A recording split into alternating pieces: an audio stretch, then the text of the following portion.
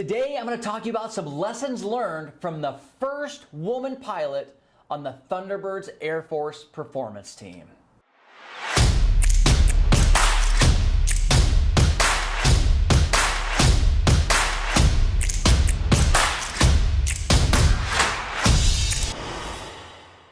For those of you who read Gino's blog this week, today's Keeping It Real is very similar, as we both were greatly moved by Colonel Malichowski's amazing keynote speech at Stronger Together.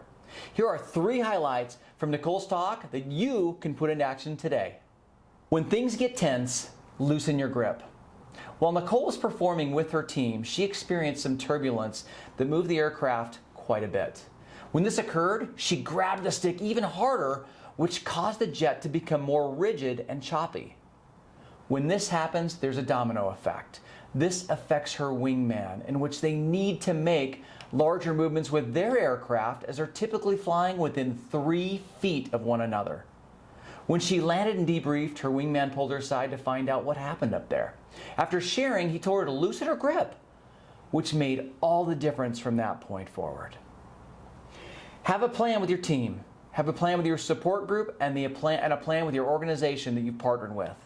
The Thunderbirds have a wingman contract. It was developed out of the commitment that they agree to standards that they abide by with one another. That way they are consistent in their roles and communications. When your wings are 3 feet apart, there's no room for error or doubt in yourself or your team.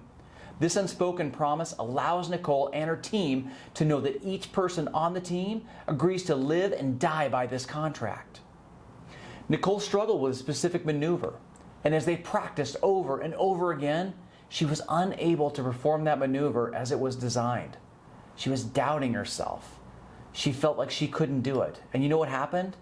Her team came together and said, "Nichole, we will adjust to what you are able to accomplish. And while it means we're flying farther apart during this one maneuver, we will do that as a team." Now, while that sounds great in theory, Nichole wasn't having it. And in fact, she was more inspired than ever to nail this for her team.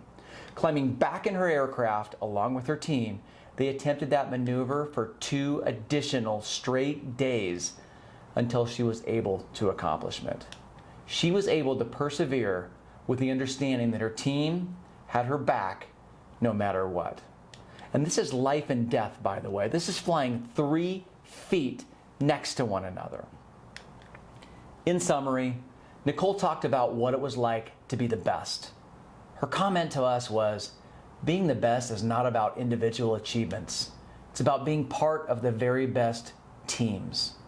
Wow, did this resonate with me. As individuals and high performers, it's normal to feel like we have to be in control at all times, when in fact, we can't be in control at all times.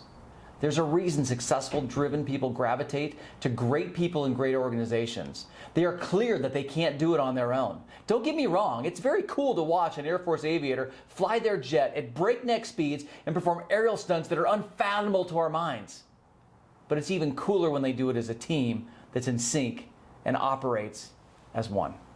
Simply put, if you attempt to control too much, you may lose control. Align your standards with those that you rely on the most and be part of a team that has your back. Remember, the runway behind you is unusable. Move forward. Here's to being part of the best team in real estate. See you soon. Bye for now.